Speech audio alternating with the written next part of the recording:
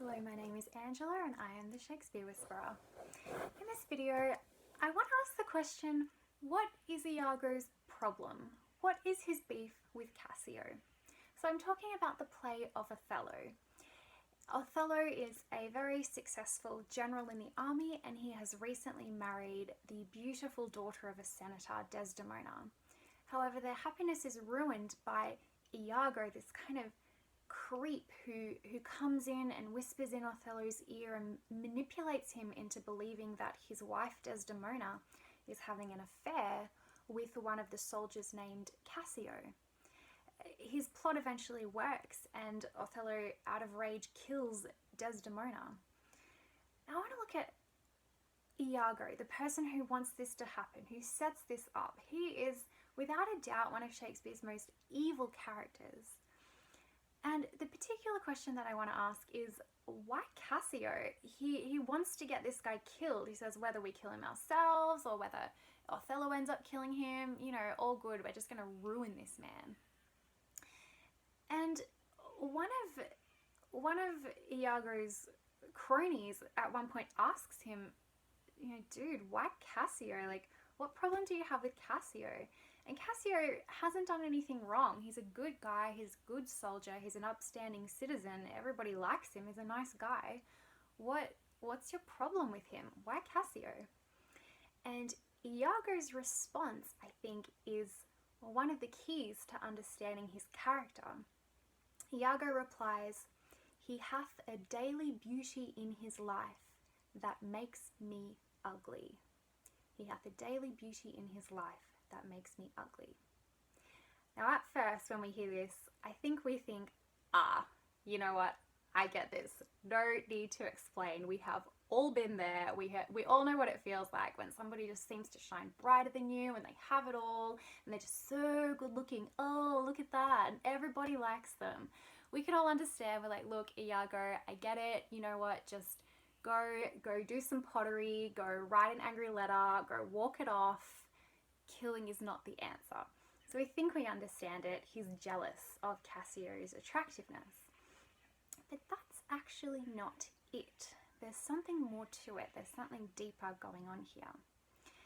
Iago has a very radical worldview. Iago is what we call Machiavellian. Machiavellian was a bloke who was around a bit before Shakespeare, and he wrote some political texts, and there's a very famous one called The Prince, and basically it sets out a new way of living.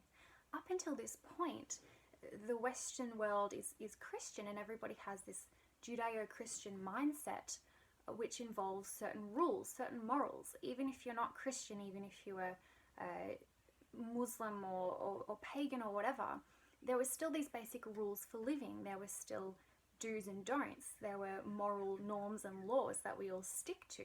Killing another person who is innocent is bad. Don't take other people's stuff. Everybody can kind of agree on these things to an extent. And yet Machiavelli came along with this radical idea and said, if you want to get ahead, if you want to be a winner, just ignore those rules. Just forget about them. Just lie, just take, just kill, just do whatever you need to do to get ahead, and it will work. Now, in Machiavelli's defense, he might not have been actually saying to do this. His book was more exploring this philosophy. But it is a fascinating idea, this radical rejection of the moral rules that we all live by. And it's visited later again, by thinkers like Nietzsche. But it's very radical and very new at the time, and Shakespeare explores it through the character of Iago. So Iago isn't bound by the normal rules that we are. In fact, Iago sees people kind of as chess pieces, kind of as playthings. He doesn't have any compassion or any remorse. And often in the play he speaks about people who follow these rules and about people who love and act out of love and kindness and justice and service. He speaks about them as though they're animals, which is something really fun to look out for in this play. Look at the way that he uses animalistic terms to describe these people.